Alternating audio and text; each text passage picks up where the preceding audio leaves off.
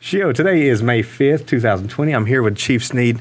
Chief Sneed, things are evolving, and I know that you have a very thorough plan coming together, and it's fluid as well, for reopening potentially the tribal operations here. Do you want to take a few minutes to kind of walk through some of those high pieces and talk about that? Be glad to. So, just to kind of, backtrack a little bit and a little bit of history. Our purpose in shutting down, much the same as all of the states that have done stay-at-home orders, was to flatten the curve, and that almost seems like ancient lingo now, right? I mean, it was just 4 or 5 weeks ago that was the buzz phrase every day: flatten the curve, flatten the curve, flatten the curve, and now we're shifting to incremental reopening and the economics of this. But what was the point of flattening the curve? So the point was, if you'll remember, the point of flattening the curve, what they were public health officials were talking about, when you look at a surge on a graph of the number of people who had cases, that we were going to potentially overrun our healthcare systems, their capacity, their ability to take in patients,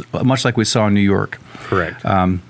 And so locally, because our capacity is so low as far as the number of beds that we have available and the number of ventilators that were available in Western North Carolina, the decision was made for us to shut down tribal operations, to close the casino, to close our borders, all of the actions that we took early on. Well, mission accomplished. We did it because the data, the modeling that we were looking at, that was another buzzword that doesn't get used much. It is coming back around a little bit now because they're looking at modeling what's going to happen once we reopen. At the federal level and at the state level, it's the state's governors and the president are recognizing we've got to reopen the economy. Right. We can't stay closed indefinitely. And so the modeling that we were looking at 7 weeks ago, showed that if we did nothing and we just continued to operate as normal, that by this past week actually, the last week of April, we were projected to have as many as 400 positives here in Cherokee, that we would have at least 45 people who would need hospitalization and 23 people who would need ventilators.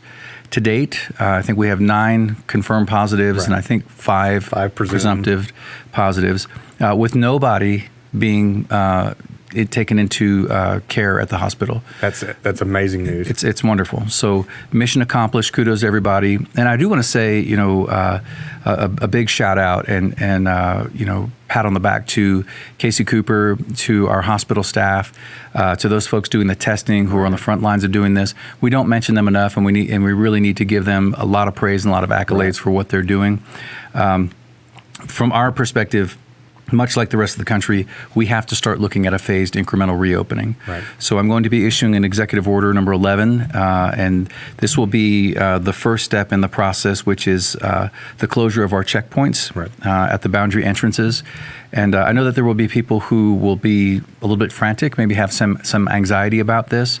But as you and I talked about weeks ago when we first implemented this, in order for the checkpoints to be effective, and let me backtrack a little bit and say, there is no 100% way to protect a community to where nobody gets, gets exposed to the virus. But in order for the checkpoints to be effective to the fullest amount, we would have to not have traffic leaving the boundary and then coming back.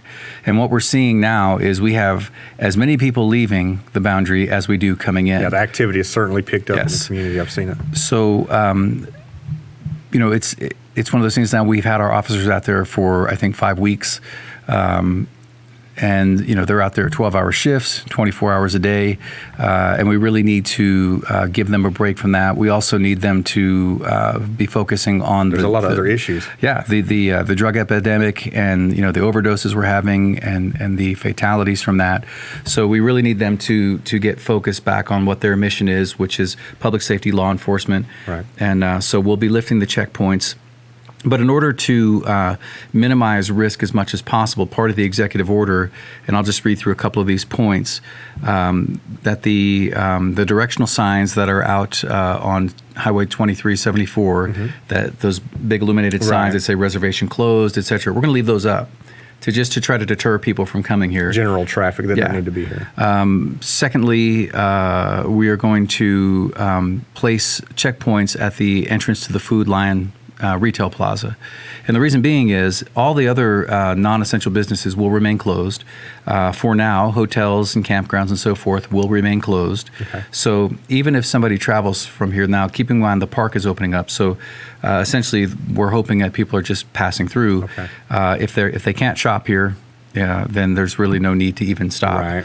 So we will be setting up checkpoints at Food Lion so that it will be for local residents only to be able to shop at that plaza. Okay. This will limit the amount of exposure to folks who aren't from here with our local community members. The curfew will be lifted on Friday at 10 p.m.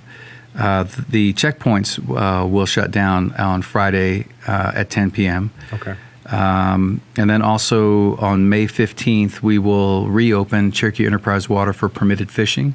Okay. And also Fire Mountain Trails, Skate Park, and Island Park will be open to the general public starting May 15th. Okay. So those are the main points of the order. And keeping in mind also, and we talked about this a little bit in one of our other videos, at some point we've got to get the casino up and running again. That is our main source of revenue. And we've been very fortunate to be able to utilize our cash reserves to continue to pay our employees and to continue to fund the services that are still being offered by the tribe. But we've got to get revenue coming back in as well. So plans are being made in the background to get the casino opened up as well. Yes. In phases, I'm sure. Yes. Now, why is it important that we've flattened this curve? Are we ready if there's a spike or any kind of increase in cases here on the boundary? Sure. So as I mentioned, currently we have no one has been admitted to the hospital. Right. So we have full available capacity at the hospital. We have at minimum 30 days of PPE on hand, ready to go, and we have good sources now for PPE. That was the other big issue. If you'll remember at the outset of this, 8 weeks ago, especially in New York City, there was the great shortage of PPE. Well, the production has been ramped up on that, and so that's not as much of an issue now either. I got you. As tribal programming starts to come back online, and I don't want to get too far into the weeds with it, will there be some policies or some updates to how things happen here in governmental offices and with the public? Yeah, so one of the things, and I'll pull this up, so there's also a memorandum that's going out to all tribal employees. And what we're looking at, our target date for reopening, and let me say this is a phased incremental reopening. I think it's very important to state that. We're not talking about opening the doors and welcome to the shopping center. Right, so let me answer this one question, or I suppose put this out there, because it'll be the question will be from individual employees. Well, what about me? Fill in the blank, whatever the question is. Please call your immediate supervisor first. Okay. Our biggest challenge right now is going to be childcare. We recognize that. We recognize that Dora Reed, with the number of enrolled children that they have, there's no way we can operate at full capacity right now. So I've tasked Secretary of Health and Human Services, Vicki Bradley, and her team to come up with a plan working under the guidance of Head Start to come up with, there are going to be things like staggered drop-off times, staggered pickup times. They'll be limited to the number of children that will be allowed to be there. They're creating criteria for, who will get the slots first. Gotcha. Obviously, like our essential workers, police, fire, EMS are going to be first in line, hospital workers, et cetera.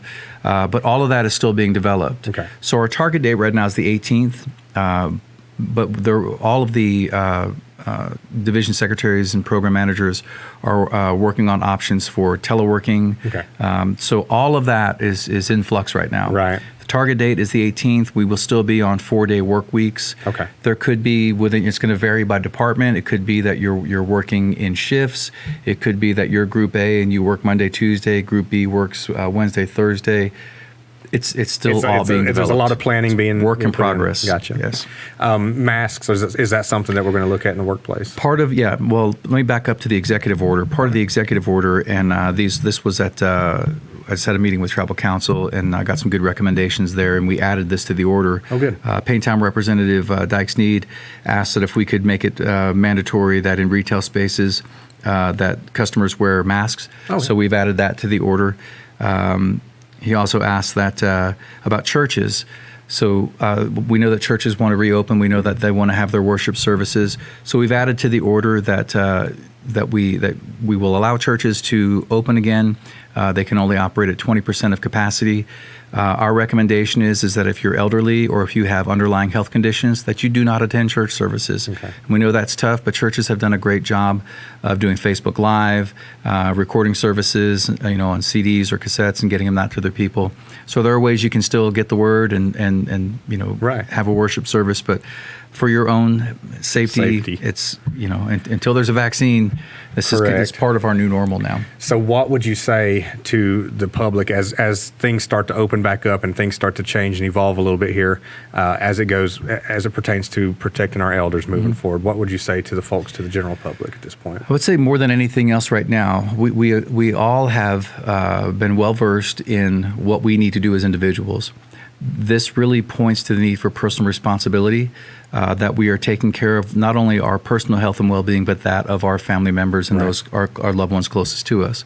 Keep in mind, you don't want to put your tribal elder in your family at risk by being in places where you could possibly be exposed, and you're not using PPE, you're not wearing a mask, you're not sanitizing your hands, and then you become exposed to the virus, and then you take it home with you. Right. So we really need individuals to take this very seriously, and it's a matter of personal responsibility at this point. It really is. Right. And so just because things are open, it doesn't mean to jump in your car and start to do that stuff you used to do. Still try to protect yourself and your family. And if you have to, wash your hands, practice social distance, and wear your mask. All the things that you've been saying for the last few weeks and that public health has been saying for the last few months. Yeah, I would take it a step further and say, it's just human nature that over time we begin to get comfortable. We need to be even more vigilant now than we were at the outset because, as you said, it's like, oh, okay, we're opening back up. That doesn't mean we just, cast off all restraint and just go back to, life as normal because it's not. Right. The virus is still out there, it's still very active. We know that there will be an uptick in cases as the economy opens back up. So, again, we've got to be even more vigilant now. Okay, good. Well, as things evolve, if you have some more information and we get closer to a date that we're opening things up more and phases start to happen, let's make sure that we update the public. That'll be it for today. If you have any comments, please leave them in our Facebook page, and we'll see you again soon. Data Dagahunya.